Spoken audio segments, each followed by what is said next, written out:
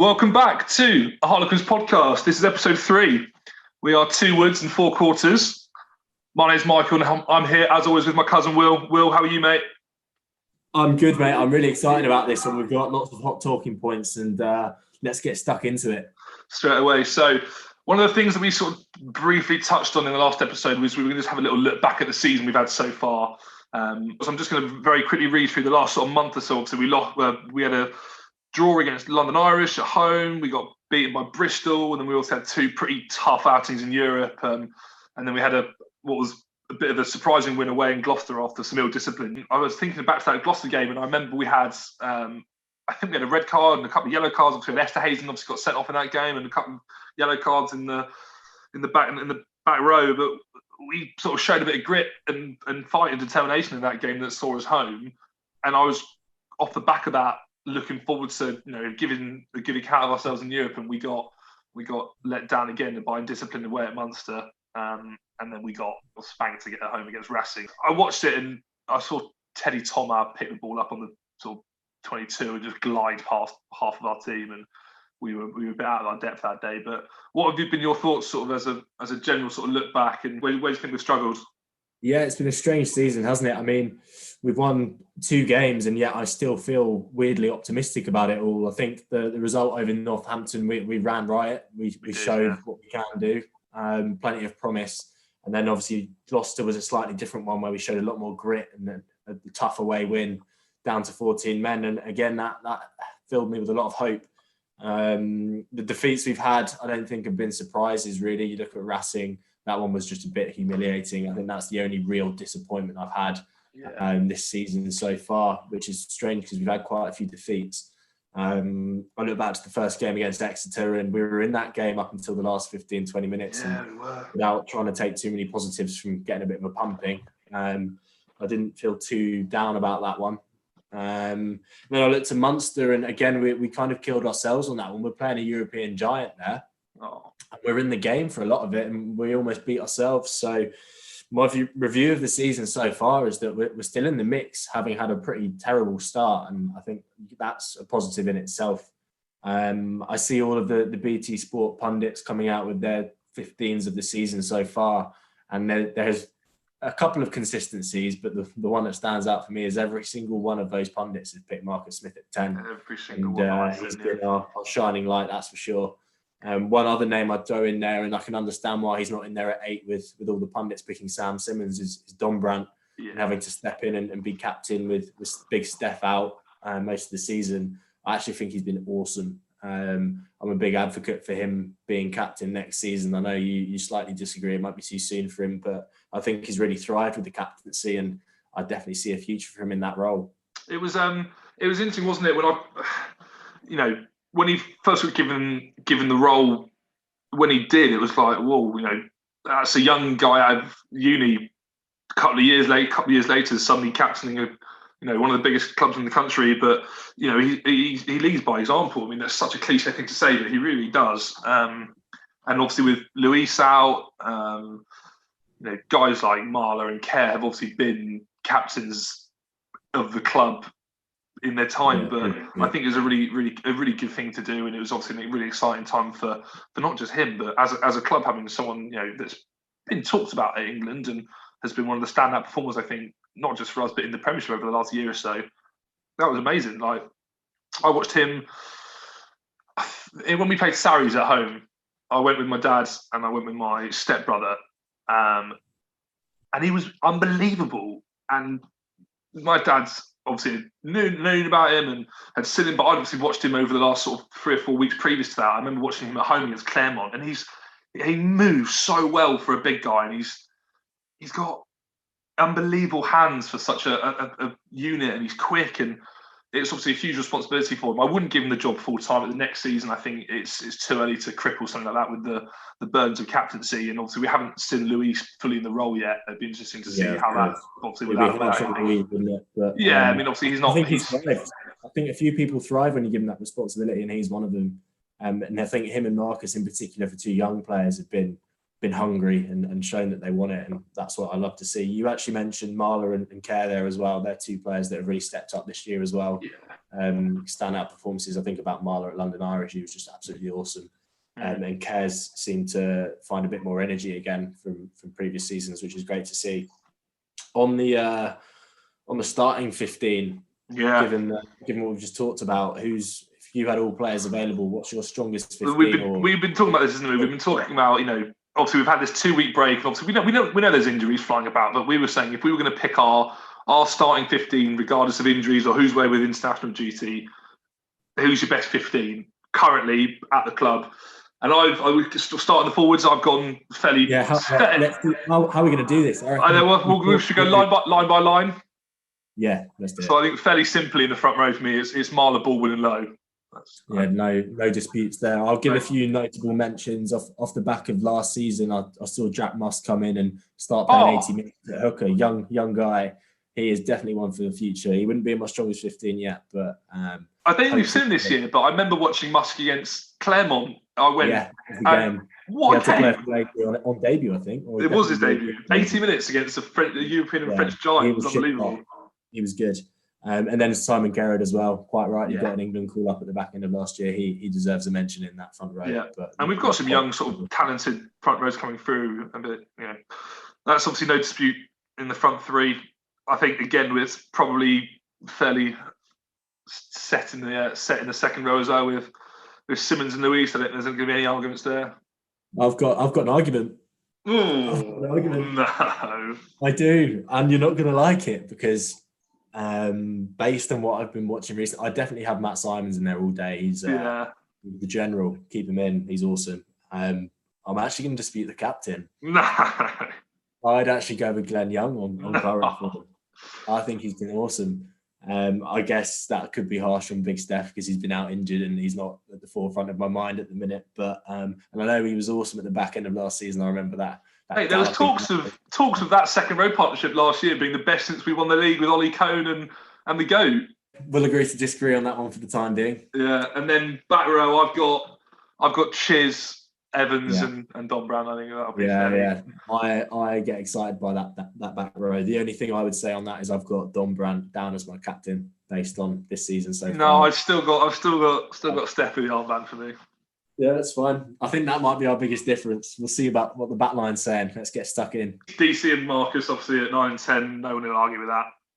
No, I think on that one, notable mentions again go to Scott Steele. Yeah, Scotland international energy when he comes on. He's great off the bench. Yeah.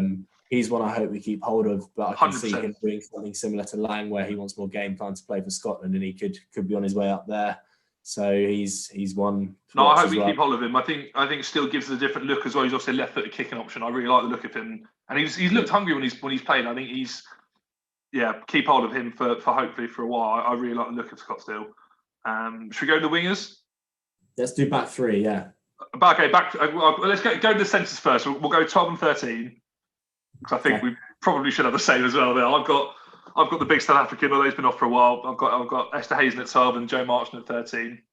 Yeah, I can't dispute it. Again, I'll give a notable mention to James Lang, and this is probably why he's on his way to Edinburgh. So I was actually going to put a mention out there to Ben Tapawai. I really like Tapawai. Yeah, underrated player for sure, Ben. Underrated player. But the reason I went for Big Andre is that I actually think we lack a bit of weight in the forwards, that bit of front foot ball. But even someone like Paul Laziki at the end of last year.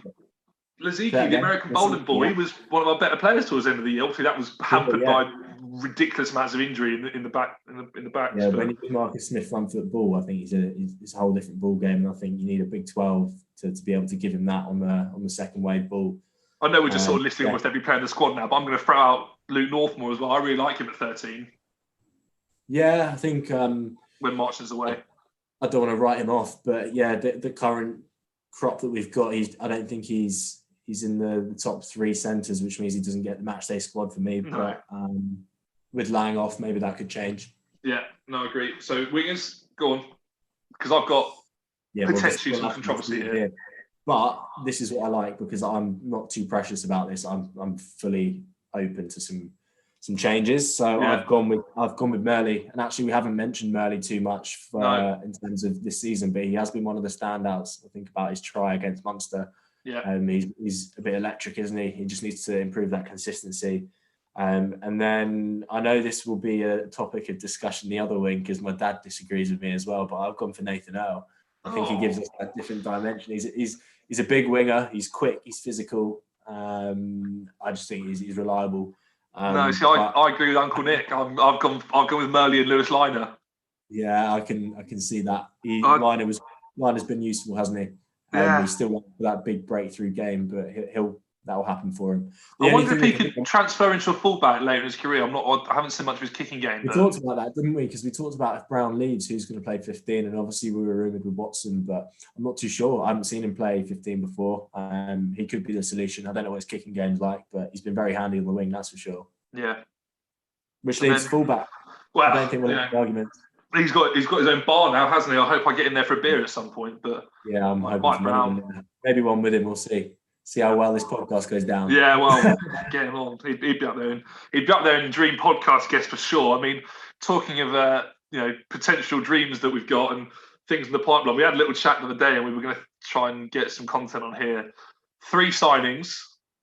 Yeah, you can pick one British and Irish Lion, one sort of Premiership stalwart, and then we also said we'll throw in like a young and up and comer. We had a few discussions about who our potential parameters around what an up and comer class is at, but we've gone for anyone under the age of 25.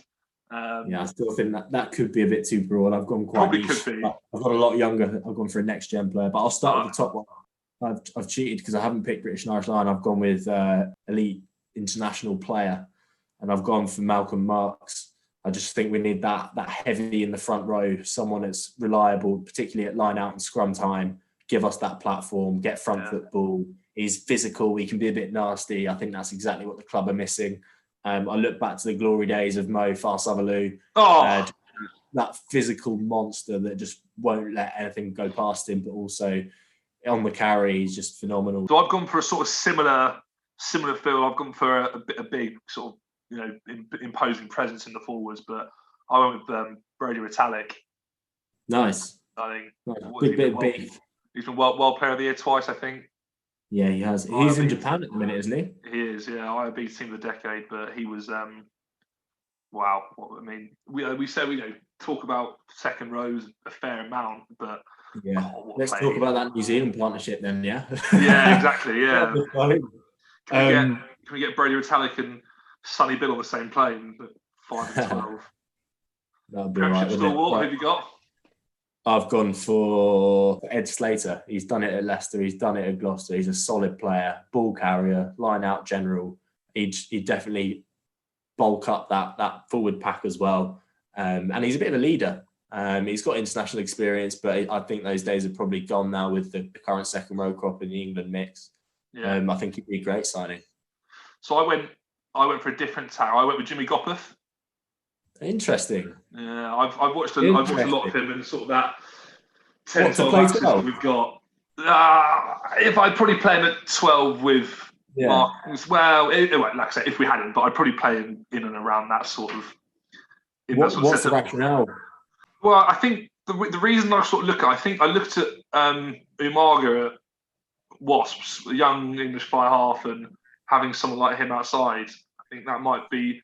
It's obviously a different look if we're having a big ball carrying presence with Esterhazy at 12, but when that maybe doesn't work as an option off the bench, you can look at the likes of someone like a George Ford. I know everyone talks about him as someone who runs the tempo of the game. I think Gopperth would do that nicely. And then I just sort of looked at him and I had a few names floating around my head. I looked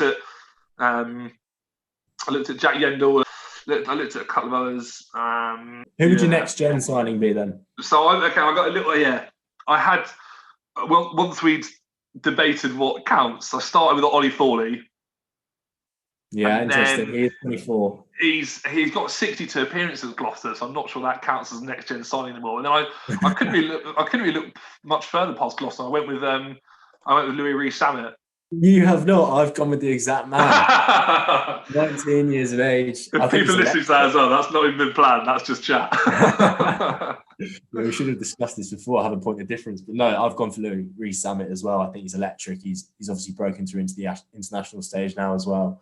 And I get excited thinking about, this is all my blue sky thinking now. Like, Laurie Dalrymple, if you're listening, this is what we need to do. Not that I'm going to reshape the club or anything, but a Super Rugby coach with Marcus Smith at 10, Watson at 15, and Louis Rees-Zammit on the wing.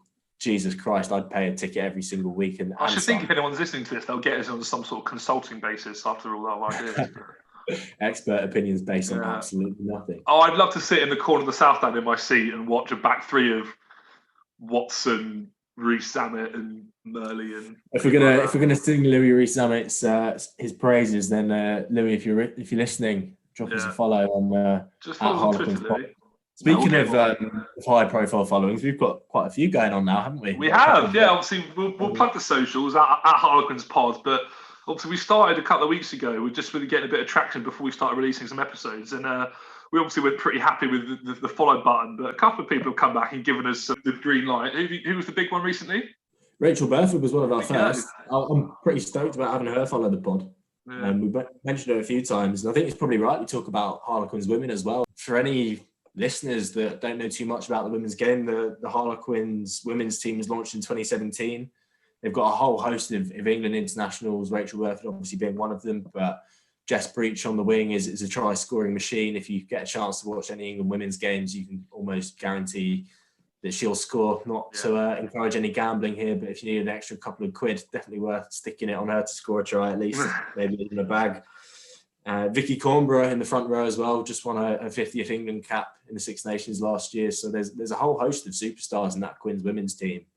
I just wonder, what's it going to take to take the women's game to the next level? I think accessibility is probably the easiest thing to address. Well, easy maybe being a loose term that I shouldn't use, but it's definitely the biggest thing that can change in the short term. I don't know what your views are on it, Mike. I mean, we were talking about this sort of briefly, weren't we? We were saying that last year, I think it was 2019 at the Stoop, we had a hockey test event. We had the Great Britain men and women's side playing on the same day at the Stoop, and I'm a hockey player myself, and I went to the event, and it was unbelievable. Obviously, they had an AstroTurf pitch laid over the grass at the Stoop, and we had a pretty much full house, 14,000 people crammed in for a game of hockey.